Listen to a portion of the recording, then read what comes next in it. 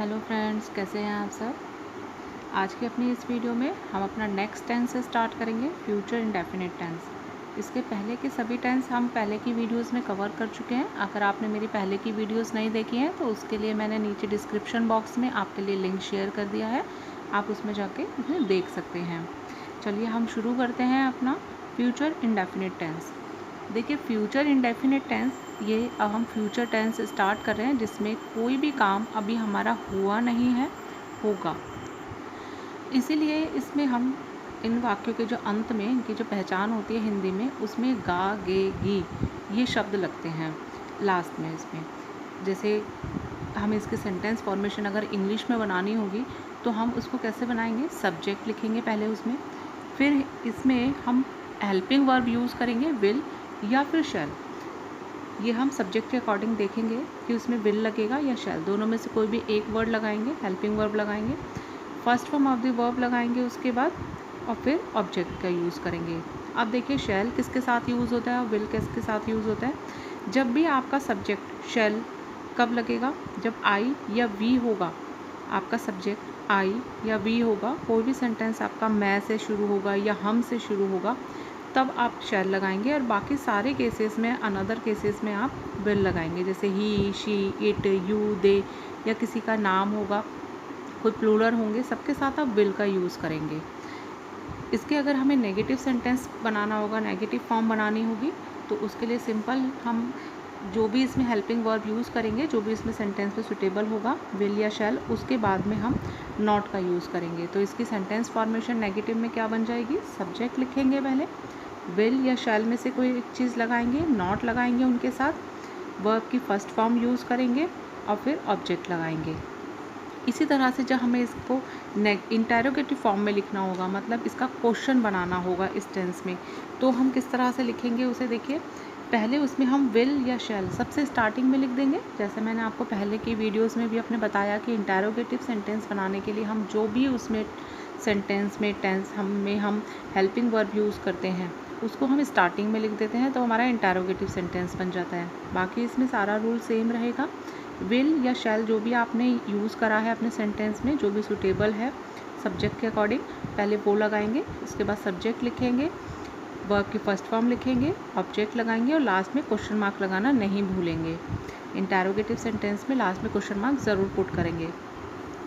अब इसमें देखिए, एक विल और शैल का एक थोड़ा सा नोट हम ये तैयार कर लेते हैं कि अगर सेंटेंस कोई भी वाक्य हमारे इस तरह के हैं, जैसे किसी में हम किसी को ऑर्डर कर रहे हैं, थ्रेट कर रहे हैं या प्रॉमिस कर रहे हैं, कोई वादा कर रहे हैं, थ्रेट मतलब धमकी दे रहे हैं, कोई आज्ञा दे रहे हैं किसी को, कंपल्शन मतलब किसी पे किसी काम की कोई ज़ोर ज़बरदस्ती कर रहे हैं कि नहीं ये तुम्हें करना ही पड़ेगा, इस तरह का कोई कंपल्शन वाला सेंटेंस है, या एश्योरेंस वाला सेंटेंस है कि जिसमें हम किसी को दावा कर रहे हैं या मतलब कि उसको प्रॉमिस भर रहे हैं, उसी तरह से हो गया। जैसे प्रॉमिस वाले सेंटेंस होते हैं, हम उसे एश्योर कर रहे हैं, दावा कर रहे हैं उससे कि हाँ तुम्हारा ये काम हो ही जाएगा।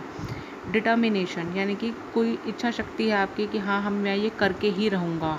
सब में देखिए गा लग रहा है लास्ट में, गा, गे, गी वर्ड्स इस तरह के यूज़ हो रहे हैं। या ऑफ़र आपका कोई होता है, इस तरह के जितने सेंटेंस होते हैं उसमें हेल्पिंग वर्ब जो हमारी शैल और विल है, उसका यूज़ रिवर्स हो जाता है। मीन्स जहाँ शैल लगेगा वहाँ विल लगने लगेगा और जहाँ विल लगेगा वो शैल हो जाएगा। शैल फिर ही, शी, इट, यू, दे के साथ लगेगा और विल आई, वी के साथ। इसमें देखिए कोई कन्फ्यूज़न वाली बात है नहीं, बस सिर्फ सिंपली जब आप उसका सिंपल सेंटेंस बना रहे हैं बिल्कुल फ्यूचर इंडेफिनिट टेंस का, तब तो आप सिर्फ आई और वी के साथ शैल लगाएंगे, बाकी सबके साथ विल लगाएंगे।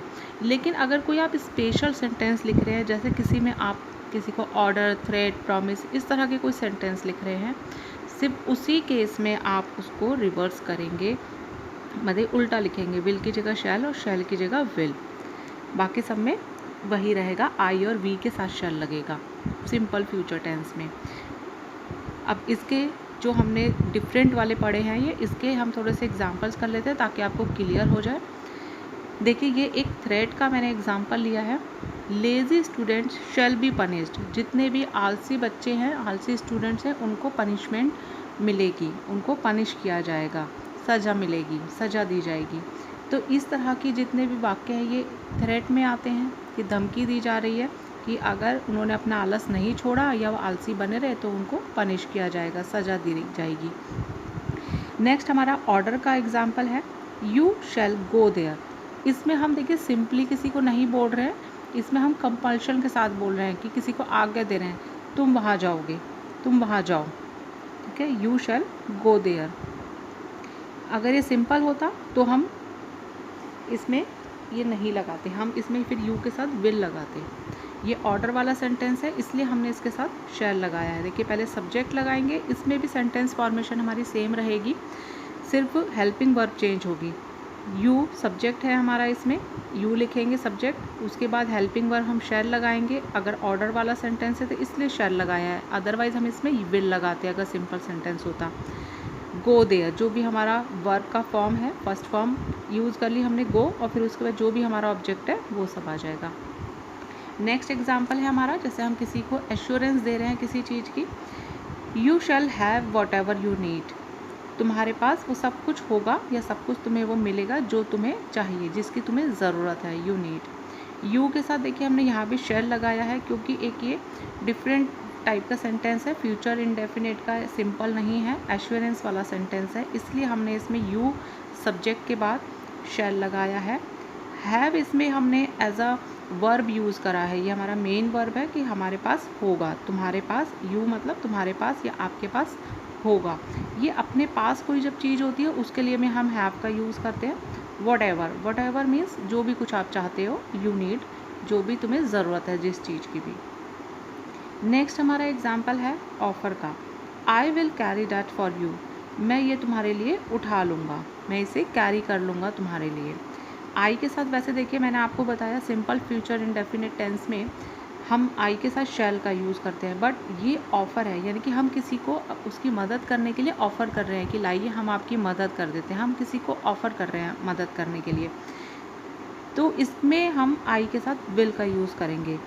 आई सब्जेक्ट लगाएंगे, हेल्पिंग वर्ब विल लगाएंगे, कैरी वर्ब की फर्स्ट फॉर्म है, that for you, I carry that, ये एक वर्ड हो गया, फॉर यू आपके लिए मैं इसे कैरी कर लेता हूँ या उठाकर ले चलता हूँ।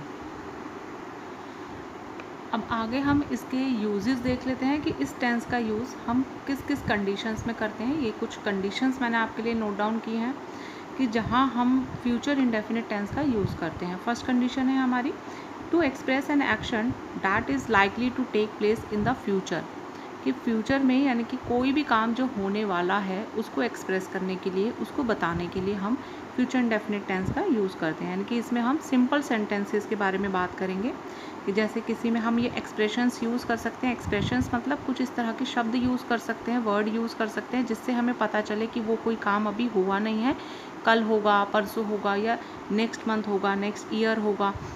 जैसे देखिए टुमारो मॉर्निंग, टुमारो इवनिंग, कि कल शाम होगा, कल आफ्टरनून में होगा या नेक्स्ट मंथ होगा या नेक्स्ट ईयर में होगा। तो इस तरह के वर्ड्स हम यूज़ कर सकते हैं इस सेंटेंस को बनाने के लिए। ये एक देखिए सिंपल सेंटेंस का ही एग्जांपल है, आई शैल। इसमें देखिए आई के साथ हमने शैल लगाया है क्योंकि सिंपल सेंटेंस है फ्यूचर इंडेफिनिट टेंस का, इसमें कोई ऑर्डर परमिशन कुछ नहीं है, सिंपल सेंटेंस है, हम अपनी बात कन्वे कर रहे हैं, किसी को बता रहे हैं। आई शैल गो टू आगरा टुमारो, कि मैं कल आगरा जाऊँगी। ये एक मैं सिंपल किसी को अपनी बात बता रही हूँ, तो इसलिए इसमें हम आई के साथ शैल लगाएंगे, सब्जेक्ट लगाएंगे, शैल लगाएंगे, हेल्पिंग वर्ब की फर्स्ट फॉर्म लगाएंगे। कहाँ जा रही हूँ? टू आगरा। कब जा रही हूँ? टुमारो। To Agra tomorrow. ये हमारा सिंपल सेंटेंस रेडी हो गया है। और हम फ्यूचर इंडेफिनिट टेंस का यूज़ कहाँ कर सकते हैं? देखिए, for habitual action which we will assume will take place. इस तरह के काम जो हमें पता है कि डेफिनेटली होने ही होने हैं और वो रिपीट होते हैं या होंगे ही। जैसे कि इस एग्जांपल देखते हैं कि spring will come again. Spring का जो सीज़न है वो दोबारा आएगा। सीज़न देखिए अब ऐसी चीज़ है जो मौसम है कि अगर एक बार चला गया तो फिर दोबारा आएगा ही आएगा। अगर सर्दियाँ हैं तो अगले साल फिर आएंगी, अभी चली गई। गर्मियाँ हैं तो कोई भी मौसम होगा तो हमारा मौसम फिर से आएगा। तो इसके लिए हम लिखेंगे स्प्रिंग विल कम अगेन, दोबारा वो मौसम आएगा। स्प्रिंग इसमें हमारा सब्जेक्ट है, स्प्रिंग के साथ हम विल का यूज़ करेंगे। मैंने आपको बताया कि सिंपल सेंटेंस में हम बस सिर्फ आई और वी के साथ शैल लगाएंगे, बाकी सबके साथ विल यूज़ होगा, वर्ब की फर्स्ट फॉर्म यूज़ होगी, अगेन ऑब्जेक्ट हो गया। उसके बाद फ्लावर विल ब्लॉसम, फूल खिलेंगे। जब मौसम आएगा स्प्रिंग का तो फूल फिर खिलेंगे, flower will blossom. Okay, next हम इसकी कंडीशन देख लेते हैं, कहाँ ये यूज़ होता है हमारा। With clause of condition, time, sometimes with purpose. जब हमें एग्जैक्टली कोई कंडीशन किसी तरह की दी होती है या बताया होता है कि कोई काम कब होगा, या कभी कभी कोई उद्देश्य हमारा उसमें होता है किसी काम को करने में, तो उस कंडीशंस में उस क्लॉजेस के साथ भी हम फ्यूचर इंडेफिनिट टेंस का यूज़ करते हैं। जैसे एग्जांपल देख लेते हैं हम इसका। If I drop this glass, अगर मैं ये ग्लास गिरा देता हूँ, इट विल ब्रेक, तो वो टूट जाएगा। देखिए ये कंडीशन है कि अगर गिलास गिरेगा तो ही टूटेगा, नहीं गिरेगा तो नहीं टूटेगा।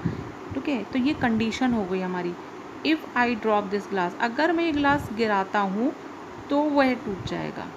ये कंडीशन वाला सेंटेंस हो गया। इसमें हम बाद में जो हमने कंडीशन है हमारी, ये तो हमारे देखिए सिंपल टेंस में है, प्रेजेंट इंडेफिनिट टेंस में है, आई के साथ हमने ड्रॉप का यूज़ करा है। और लेकिन ये जो नेक्स्ट वाला हमारा क्लॉज है इसमें इट विल ब्रेक, कि जो हमारी मेन कंडीशन है कि उसी केस में वो टूटेगा, उसमें हम फ्यूचर इंडेफिनिट टेंस का यूज़ करेंगे। इट सब्जेक्ट लगाएंगे, विल लगाएंगे इट के साथ, break first form of the verb use करेंगे। नेक्स्ट हमारा एग्जाम्पल है, unless you mend your ways you will not succeed in life. Unless, जब तक आप अपने तरीके नहीं बदलेंगे, मैंड मतलब उनको सुधार नहीं लाएंगे या उनको बदलेंगे नहीं, उनको ठीक नहीं करेंगे। Unless you mend your veg, अपने तरीकों को सुधार नहीं लाएंगे या उन्हें बदलेंगे नहीं, you will not succeed in life. ये देखिए एक नेगेटिव सेंटेंस का भी एग्जाम्पल है कि इसमें हेल्पिंग वर्ब के बाद नॉट लगी है, सब्जेक्ट पहले हमने यू लिखा, यू के बाद हमने हेल्पिंग वर्ब विल का यूज़ किया है, विल के बाद अगर हम नॉट लगाते हैं तो ये हमारा नेगेटिव फॉर्म का सेंटेंस हो गया। नॉट सक्सीड, कि आप सफल नहीं होगे लाइफ में जब तक आप अपने तरीकों को नहीं बदलोगे। अब चलिए एक अपना सेंटेंस और प्रैक्टिस के लिए कर लेते हैं। मैंने आपके लिए हिंदी में लिख कर रखा है, पहले हम इसे ट्रांसलेट करेंगे। आप अपनी प्रैक्टिस के लिए वीडियो को ऑफ करके पहले इसका इंग्लिश में ट्रांसलेट कर सकते हैं, नेगेटिव बनाएंगे और इंटेरोगेटिव बनाएंगे, फिर वीडियो को ऑन करके स्टार्ट करके आप अपना आंसर चेक कर सकते हैं। चलिए हम बनाते हैं। देखिए, आने वाली छुट्टियों के दौरान मैं ताजमहल देखूंगी। अब इसमें हम कैसे लिखेंगे, देखिए आने वाली छुट्टियों में, ये हम ऑब्जेक्ट में डालेंगे। इसमें से पहले हम ढूंढेंगे सब्जेक्ट क्या है, हमारा सब्जेक्ट है इसमें मैं, तो सब्जेक्ट हम सबसे पहले लिखेंगे आई। आई के साथ मैंने आपको बताया ये सिंपल सेंटेंस है, मैं सिर्फ अपनी बात कन्वे कर रही हूँ कि मैं ताजमहल देखूंगी छुट्टियों में, तो इसके साथ हम यूज़ करेंगे शैल। आई के साथ शैल यूज़ करेंगे, सिंपल सेंटेंस है। उसके बाद हम वर्ब की फर्स्ट फॉर्म यूज़ करेंगे देखना। इसमें देखना हमारी वर्ब है, तो उसके लिए हम सी लिखेंगे, फर्स्ट फॉर्म लगानी है तो सिर्फ सी ही रहेगा। क्या देखूंगी, द ताजमहल।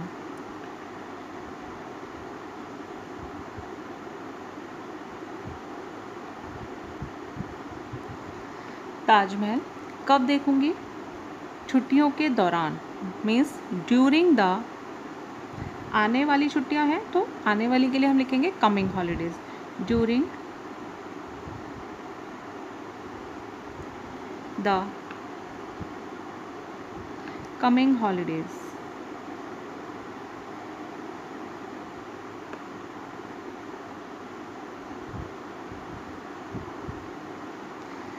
ओके, अब इसी का देखिए हम नेगेटिव सेंटेंस बनाएंगे, तो सिर्फ हम क्या करेंगे, शैल के बाद नॉट का यूज़ कर देंगे।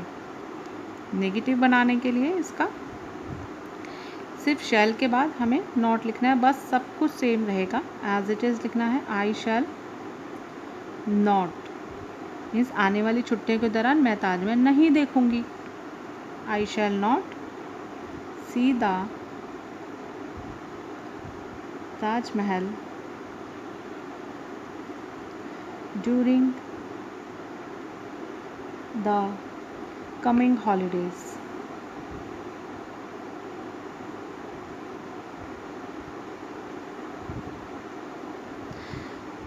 फाइन। अब चलिए इसी का हम इंटेरोगेटिव सेंटेंस भी बना लेते हैं। इसी का इंटेरोगेटिव बनाने के लिए मैंने आपको बताया कि जो भी हम उसमें हेल्पिंग वर्ब यूज़ करते हैं वो स्टार्टिंग में आ जाती है। तो इसमें हमने हेल्पिंग वर्ब यूज़ करी है शैल, तो शैल हमारी स्टार्टिंग में आ जाएगी।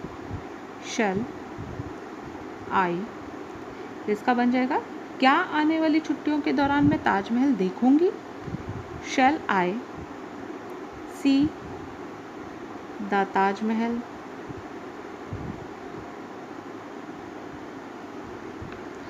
During the coming holidays.